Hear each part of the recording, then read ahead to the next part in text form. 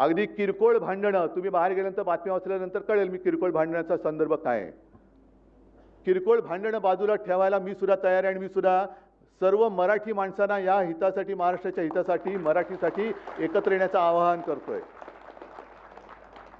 पण माझी अट एक आहे की जेव्हा आम्ही लोकसभेच्या वेळेला सांगत होतो की अरे महाराष्ट्रातनं गुजरातमध्ये सगळे कारभार घेऊन जात आहेत, उद्योग घेऊन जात आहेत, तेव्हाच जर का विरोध केला असता तर आज ते सरकार तिकडे बसलं नसतं.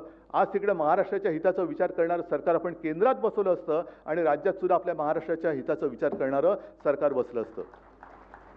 त्याच वेळेला हे काळे कामगार कायदे आपण फेकून दिले असते कचऱ्याच्या टोपलीमध्ये. पण तेव्हा पाठिंबा द्यायचा, आता विरोध करायचा, मग परत तडजोड करायची, हे असं नाही. महाराष्ट्राचं हित, मग त्याच्या आड जो कोणी येईल त्याचं स्वागत मी करणार नाही, त्याला मी घरी बोलवणार नाही, त्याच्या घरी मी जाणार नाही, त्याचं आगत स्वागत, त्याच्याबरोबर पंक्तीला बसणार नाही, हे पहिले ठरवा आणि मग महाराष्ट्र हिताच्या गोष्टी करा.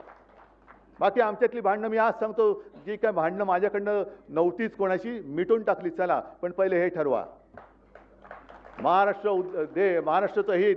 आणि मग त्यावेळेला सगळ्या मराठी माणसांनी ठरवायचं की भाजपसोबत जायचं का शिवसेनेसोबत, म्हणजे माझ्याबरोबर एसएनसी नाही, गद्दार सेना नाही, पण ठरवा कोणासोबत जाऊन महाराष्ट्राचं, मराठीचं आणि हिंदुत्वाचं हित होणार आहे, माझ्याबरोबर का भाजपबरोबर. आणि मग काय द्यायचा असेल तो अगदी पाठिंबा द्यायचा आहे, विरोध करायचा तो बिनशर्त करा, माझी काही हरकत नाही आहे.